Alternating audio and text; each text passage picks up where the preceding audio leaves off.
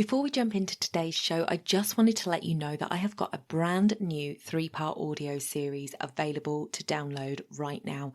If you head over to donnaeade.com/3-part audio, that's all one word, no spaces, you can download your How to Build Your Authority with Podcasting audio series. This is going to address guesting and hosting. So if you're interested in either of those and you want to know how to build your authority, head over to donnaeade.com/3-part audio. The link will be in the show notes. You're listening to the Mindset and Action Podcast, the place to be to grow and streamline your business. I'm your host, Donna Eade. Let's jump into the show.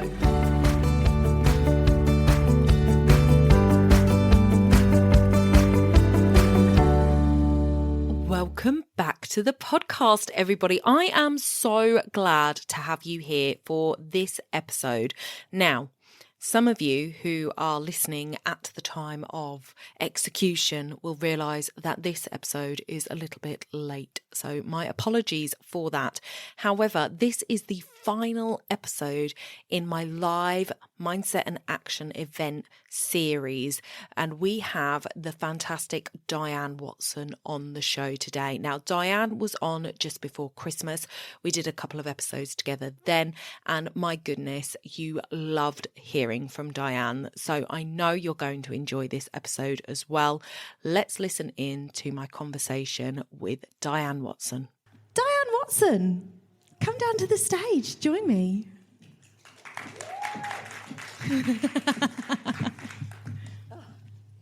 Take off your microphone and remember to eat it, please. Like that? Like really close, okay. yeah. I'll do that. Okay. So, okay, let me find the questions for you. Okay. So this is a big topic, the money topic, and I'm really excited to bring Diane on to talk about it. So Diane, why don't you introduce yourselves and tell everybody a little bit about who you are and what you do? Okay, so I'm Diane Watson. I've lived in Yorkshire for 40 years, but I'm originally from Lancashire, so I'm a Lancashire girl. And I'm a career financial advisor. I'm actually retiring from my day job, as I call it, at the end of April. So just a little bit about my story. I went back to train as a financial advisor when my children went to school, and I've always worked equally with men and women, mainly people who run their own businesses or people who are self-employed. In the early 90s, I was usually the only female self-employed person in the room, but it's so lovely that so many more women now running their own businesses, which brings its challenges from a financial perspective. In 2018, I sold my company, and I now work within the business who bought my business. I've always been passionate about women and money because I've experienced so many instances in my career where women have really, really put themselves in very vulnerable situations. And very early on in my career, I was introduced to somebody called Pam, and I went to see her, and she had lived with somebody for many years. She changed her name. Her partner had gone out into the garden to mow the lawn, and he died unexpectedly. And 7 days after he died, she was evicted from the home that she'd lived in with him. And I always remember her saying to me, "This isn't what Ken would want. If I'd known that I wasn't protected as a cohabitee, things would have been different." And that story has been around in my financial planning world my whole career. And so in 2020, unfortunately, as COVID hit, I decided that I would try and give something back, and I set up a new business, which is called She Can Prosper. And the aim of that has been to it's really a rallying cry for women to encourage and educate them to make sure that they don't end up in the same situation that Pam was in. And so I've been working on that for 5 years, and it's something that I'm going to be taking forward at the end of April. I've published a book in 2023. Which is all about taking women on a financial journey. We've got some incredible women who shared their stories, and I'm just about to qualify as an NLP coach. So I'm going to be doing some work with women around limiting beliefs around money and all the things that I've learnt during my career. I love that. And a copy of the book is in all your goodie bags for you to take home. So thank you, Diane, for that. I want us to talk about this, and the reason I think that it's important is, like with all things, like my podcast has 4 pillars: planning, productivity, audience building, and mindset. And I think this really comes into the mindset part of it, what we think, feel, and do about money. And I think we all have our own money stories. But I think one of the things is it's quite a taboo subject, and it still is, even in this day and age. We're still like, don't really want to talk about the numbers and things like that. But I think aside from the numbers, what Diane is preaching here is even more important. So that is why I wanted to have this conversation. So just like I think we need to spend more time on our health and well-being, which is why I brought the cats in, I brought Diane in to talk about this topic, the cats. Meow. Did you like that I called them the cat sessions? Diane, how does the gender gap affect us as entrepreneurs and business owners? Well, I mean, it affects us more than ever now because so many more of us are running our own businesses. So lots of us have moved away from employment, where we have all the lovely benefits that people have who work for big corporates or in the public sector. And it's made us more vulnerable than ever, because I talk to women every day who are not in the least bit thinking about their own situation, what might happen if they can't work, how that might impact on their family life, on their partners. So in many ways, we are more vulnerable now than we've ever been, as more and more of us, set up our own businesses. And usually what happens in my experience, and hopefully you can all think, well, that's not me, we embark on a journey of running our own business, and we don't always think about some of the things that we need to put in place because our business is new and we're getting it off the ground, and we'll think about that later. And then unfortunately things happen, which can make us incredibly vulnerable. So part of the challenge is to try and help both male and female, but obviously particularly for me, women, understand what the sorts of things they need to think about and put into place. Yeah, and it's a two-way street, because men will find themselves in this situation as well, possibly. But it is. Women are notoriously not the ones generally in charge of certain things. From the patriarchal society that we are moving away from, it has been the men that have been in control of everything, which is why I know you've said a lot of women that you've connected to through your work have found themselves in these situations, which is why you're so passionate about bringing it to women. But it happens to men as well.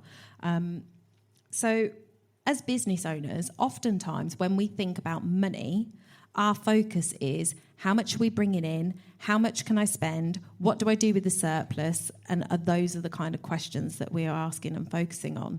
So what are the things that we're not asking that we should be? So typically we're not thinking about the things that I would want people to address, which is what happens if something goes wrong. What's going to happen to my business? What's going to happen to my personal financial situation? Typically 1 in 2 of us will get a cancer diagnosis in our lifetimes. So any vulnerability around being ill, being unable to work, is something that I'm really passionate about trying to get women and men to address. Because unfortunately, if you read the book, you'll see there's lots of stories of women in there who have had serious illnesses and who have been very vulnerable because they haven't done anything about putting those things in place. Just as an example, I have a lovely client who I went to see. She said, you need to come and see me at home with my husband. And when I went through the things that she needed to do, he was very clear. We're not doing that. She doesn't need that. I can sort the will out. And she got cancer. And I see her regularly. And she said, if only I'd listened to what you said, I wouldn't be in the situation that I've been in, where I had to go back to work sooner than I should have done,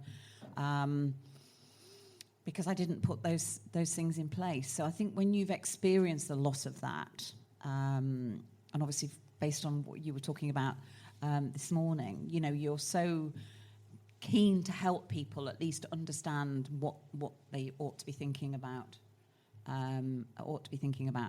doing. And you know, we are our biggest asset. I mean, we all insure our cars, we insure our homes, but, you know, without our income, whether it's a combined income or individually, you know, we can be put in very perilous situations if something happens to us.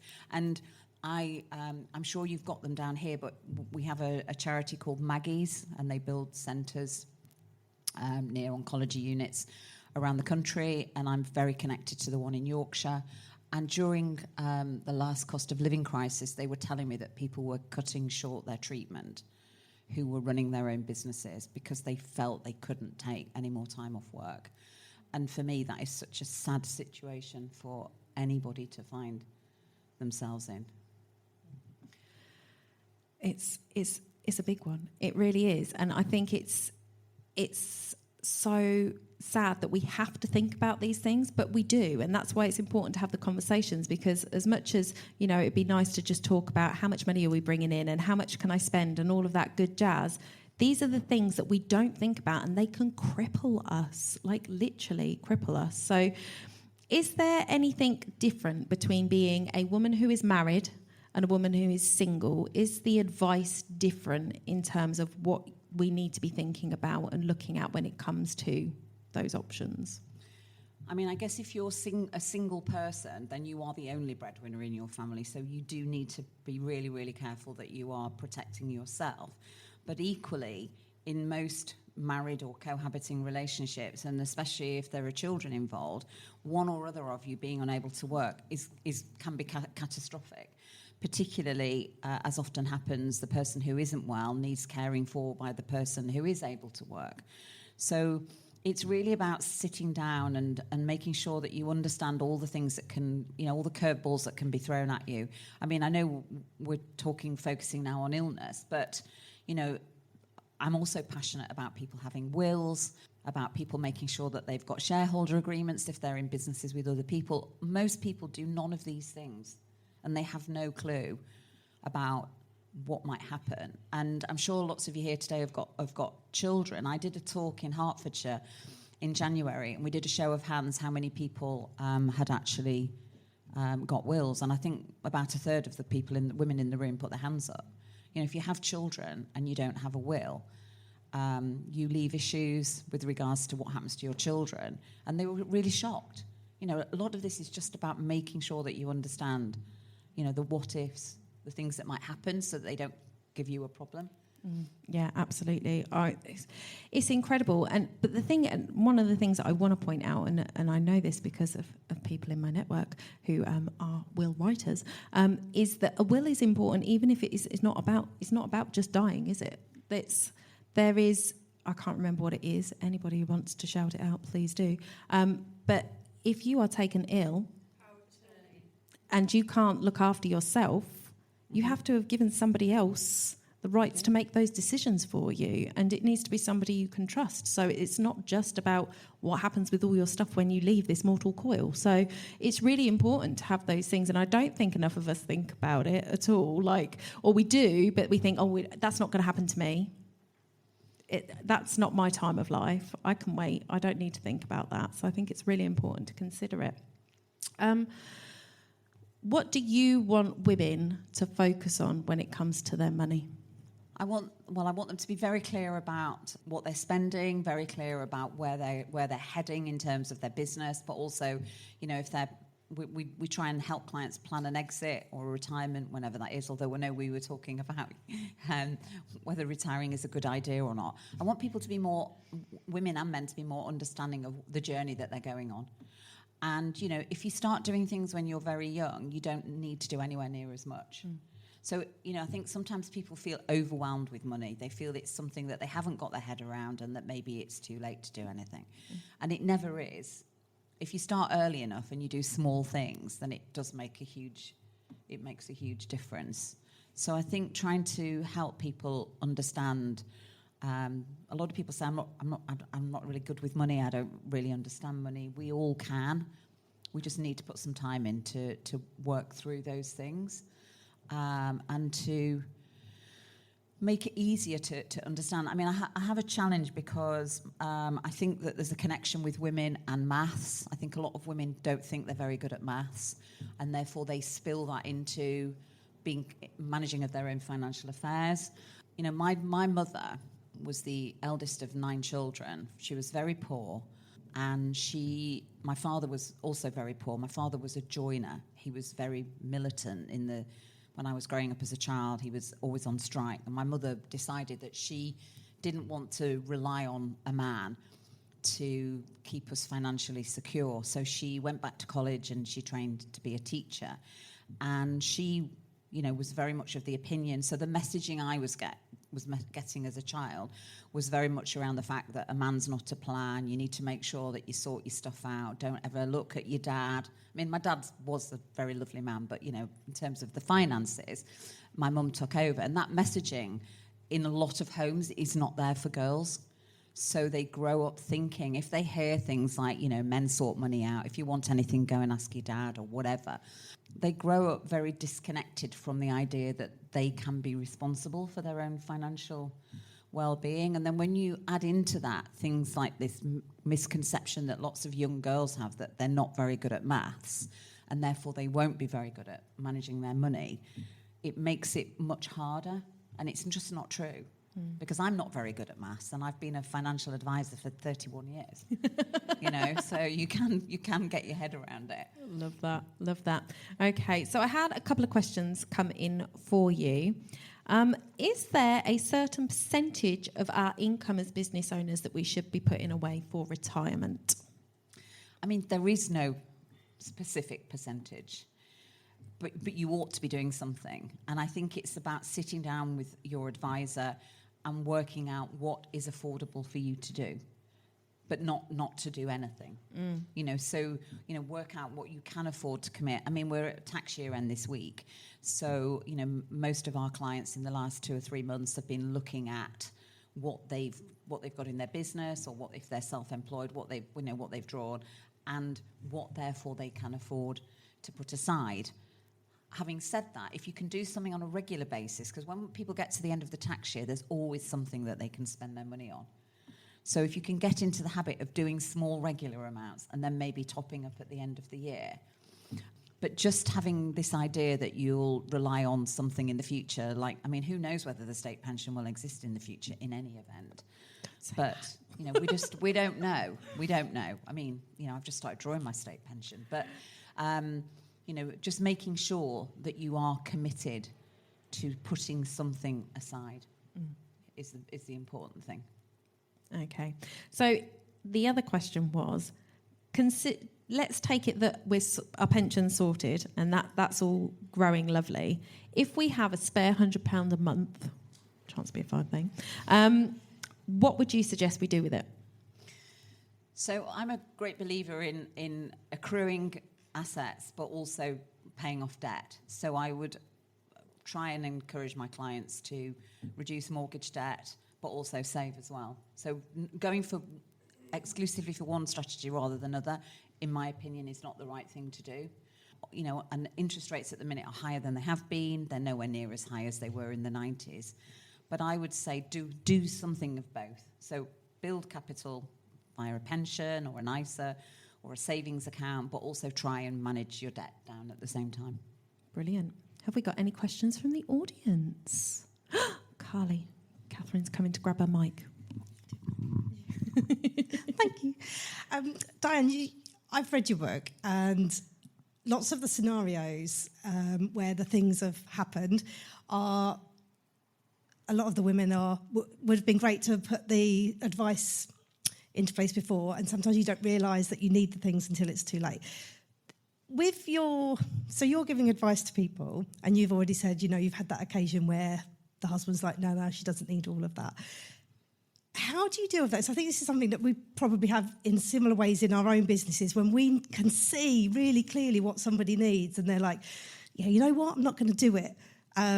And it can eat away at us, or we just have to let it go. How do you deal with that? Because you can see so clearly what they need, and you know the outcome if things don't go well for them. and they'll be like, oh, it will never happen to me, maybe. How do you deal with that? Do you carry that, or do you try and highlight to them, or do you just have to let it go? I think telling stories is really helpful. Yeah. So I think when I'm talking to women, let's say female clients, about, and that we're having that conversation, then I try and share a story with them that might help them see themselves in that position, because that is the most powerful thing that you can actually do. You know, I'll give you another example, and I have used this in the last couple of weeks. So when I published the book, we have a little petrol station in my village that they fill your car up for you, and I always say that if we don't use it, we'll lose it. And Louise is the girl that fills my car up, and I gave her a copy of the book. And in October last year, she came out to fill my car, and she said to me, I've got breast cancer. I read your book, and I didn't bloody do anything. Now, I'm sharing that story with other people because we all think that these things won't happen to us, but they do. You know, so I think when you can share a powerful story that resonates to something that you're trying to help people make decisions on, it does make a difference. Lots of my colleagues, in protection as we call it, I'm passionate about life insurance and critical illness cover. Lots of my colleagues aren't. It's a much harder sell than helping people put money into their pension. And for me, it's the bedrock of everything that we do for people. You know, if none of that's in place and something terrible happens, you know, you really are up shit creek without a paddle. So I think if you're passionate about your message, you need to find a way of telling and sharing the story in a way that people can buy into and engage with that. That's good. That's great. Sharing the story is a good example. Thank you. Yeah. Go for it, Trudy. If you wanted to make investments, but have no clue, where do you even start with that? Where do you go to get any information that can help? I mean, ideally, you need to find somebody that you can trust. People do it themselves, and I'm not going to be critical of that. I think what disappoints me is that we all have our own businesses, and yet often people say, well, I don't really need somebody like you because I can do it myself, and that's fair enough. I think having a relationship with someone who you trust, who is on your side, is really important. And there's lots of places you can go to find somebody to do that, and who has your best interests at heart, because ultimately that's what you want. You want somebody who's there for you, who you know is giving you the best advice they can for you and not for themselves. So that's what I would say. And Marie-Louise. Last year I was pregnant, and in May I had a bit of a scare, and it made me think about, what if the worst could happen? We live in a modern age with lots of great medical advice and support, but giving birth has its risks. And in my family, I'm the main breadwinner, so at the top of my mind, as I was frantically trying to wrap things up before the birth of my second child, I wanted to make sure that if the worst would happen, that my husband wouldn't be like, well, who are the clients? What do we do? What happens with the money? So I did take out critical illness cover and life insurance, and I've continued it because it's now done. It was on my to-do list for years, and so I had that push, pardon the pun, to take that out. We do have a will. It was one of the first things that we invested in when I got into do my business and networking. It's like, oh, I know someone who can do a will. So we've got a mirrored will, which includes any future children, because at the time we just had the one. So we'll probably revisit that at some point. But I can tick that off. Do I get a gold star, Diane? You definitely. We get two gold stars for that, actually. Yeah, thanks. I actually have a question. Go for it. If that's all right. Because I'm sat here listening to you, and I'm thinking I'd love to work with Diane. And then I'm starting the whole, perhaps I'll do it next year when I've earned a bit more money, or I can't afford her, or da-da-da-da-da. And and I'm saying this out loud because I know that maybe in this room I'm the only one, but I know that on the podcast I'm not going to be the only one that's thinking this. What's, other than reading the book, which I am halfway through, what's like step one? What, since this morning? Bloody hell, you're amazing. It's on my Kindle. Oh yeah, I I forgot. pre-ordered it. I think the most important thing is to recognise that you need to take some action. And there is no point keeping on delaying it. Because literally none of us know what's around the corner. Yeah. You know, and I mean, I'll give you another example. I went to see a couple for lunch, and one of their colleagues, they're lawyers, and one of their colleagues said to me, I think they're going to tell you that they're having a child. They've been trying for a baby for ages. And I sat down, the guy was there first, and he said, I've got something to tell you. And I was really smiley, and he said, I've been diagnosed with Parkinson's disease. And he was 39, and she was pregnant with twins, right? He's never worked a day since. Now, before that, some months before that, when I said to them, you've got a mortgage and you've got nothing to pay the mortgage off, they went and talked to their parents, and their parents said, you don't need what she's telling you to do, right?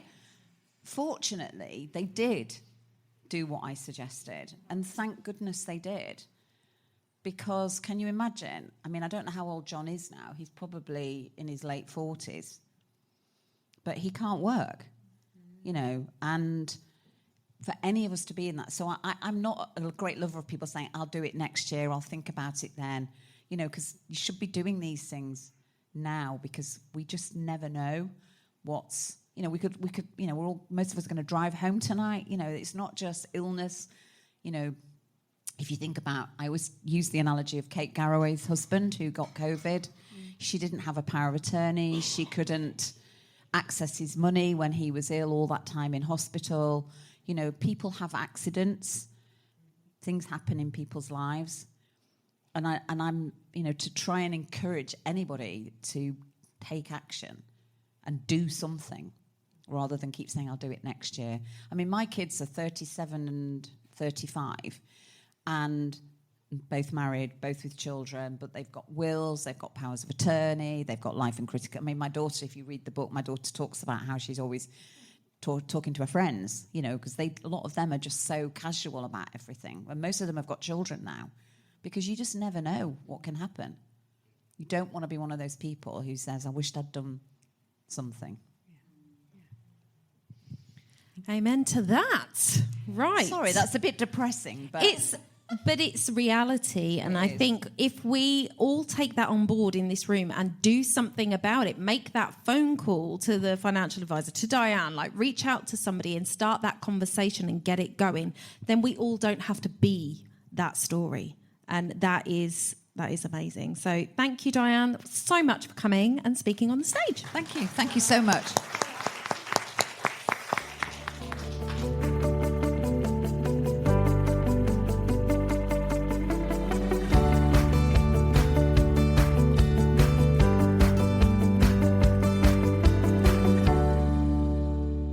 Don't forget to hit those stars and leave a review of the podcast where you listen if you found value in what you heard today. It's a free way you can help the podcast reach more people just like you.